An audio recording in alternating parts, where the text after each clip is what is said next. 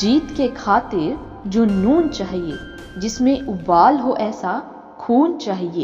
ये आसमान भी आएगा जमीन पर, बस इरादों में जीत की एक गूंज चाहिए। हेलो दोस्तों, आज मैं बात करने जा रही हूँ एक ऐसे ही संघर्ष की दास्तान, मुश्किलों को पार करके जीतने वालों में से एक ऐसे शख्स की, जिसने 1948 और 1952 में समर ओलंपिक्स में गोल्ड मेडल जीत के इतिहास रच दिया। और दुनिया इन्हें इसलिए नहीं जानती क्योंकि उन्होंने 2 बार गोल्ड मेडल जीता, बल्कि इसलिए जानती है क्योंकि उन्होंने अपना हाथ खोने के बाद भी ये शानदार मुकाम अपने नाम, मेहनत और जुनून से हासिल किया। जी हाँ दोस्तों, मैं बात कर रही हूँ कैरोली टैकिस की, जो 1938 में हंगरी सेना के जवान थे, जिन्हें पिस्टल शूटिंग की खेल में महारत हासिल थी, और महारत भी ऐसी जो नेशनल इंटरनेशनल मुकाबलों में सबको पीछे छोड़ दिया।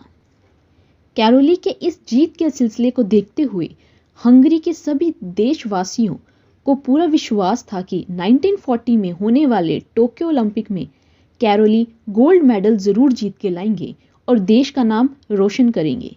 और कैरोली का भी यही सपना था, और ये सपना पूरे करने के लिए कैरोली कड़ी मेहनत करने में लगे हुए थे। लेकिन ये किसको पता था एक ऐसा हादसा होगा जो उनके सपनों को चकनाचूर कर देगा। ये बात आर्मी कैंप की है, जब कैरोली आर्मी के साथ प्रैक्टिस कर रहे थे और उस टाइम उनके दाहिने हाथ में हैंड ग्रेनेड फट गया और उनका हाथ उनके शरीर से अलग हो गया। और दोस्तों, ये बदकिस्मती तो देखिए, हाथ भी वही जिससे उन्हें पिस्टल शूटिंग करके गोल्ड मेडल जीतना था। उस टाइम देशवासियों और कैरोली की उम्मीदों पर पानी फिर चुका था, लेकिन कैरोली ने अभी भी हार नहीं मानी। हादसे के 1 महीने बाद जब कैरोली वापस आए तो कैरोली ने ठान लिया, ओलंपिक तो मैं जीत के रहूंगा। और कहा, तो क्या हुआ, मेरा दाहिना हाथ जो बेस्ट हैंड था शूटिंग के लिए, आज मेरे शरीर का हिस्सा नहीं है, लेकिन मेरा बायां हाथ तो है, जिसको मैं अपना बेस्ट शूटिंग हैंड बनाऊंगा। कहते हैं ना, दुनिया तुम्हें उस वक्त तक नहीं हरा सकता जब तक तुम खुद से ना हार जाओ। और बस फिर क्या था, कैरोली लग गए अपने सपनों को पूरा करने में। शुरुआत के दिनों में कैरोली को प्रैक्टिस करते वक्त बहुत दर्द हुआ, बहुत तकलीफों का सामना करना पड़ा, लेकिन फिर भी कैरोली ने हार नहीं मानी और कड़ी मेहनत करके अपने बाएं हाथ को बेस्ट शूटिंग हैंड बना लिया। और फिर ठीक 1 साल बाद 1939 में ओलंपिक से पहले वो नेशनल चैंपियनशिप में पार्टिसिपेट करने आए, और तब तक किसी को भी नहीं पता था कि कैरोली अपने बाएं हाथ से प्रैक्टिस कर रहे हैं। और दूसरे कॉम्पिटिटर्स उन्हें वहां देख के चौंक गए और उन्हें लगा कि वो वहां उनका मनोबल बढ़ाने के लिए आए हैं। लेकिन सबको झटका तब लगा जब कैरोली ने कहा कि मैं यहाँ आपका हौसला बढ़ाने के लिए नहीं आया, मैं कम्पीट करने आया हूँ। और देखते ही देखते एकमात्र बाएं हाथ से शूटिंग करते वक्त कैरोली ने सबको मात दे दी और वो मुकाबला अपने नाम कर लिया। और इसी के साथ ही हंगरी में खुशी की लहर दौड़ गई और कैरोली रातों रात हीरो बन गए। और कैरोली का इंतज़ार था 1 साल बाद होने वाली 1940 में ओलंपिक का, लेकिन 1940 का ओलंपिक विश्व युद्ध की वजह से रद्द कर दिया गया, जिससे एक बार फिर से सभी को निराशा हाथ लगी और सबको लगने लगा कि अब सब खत्म हो गया।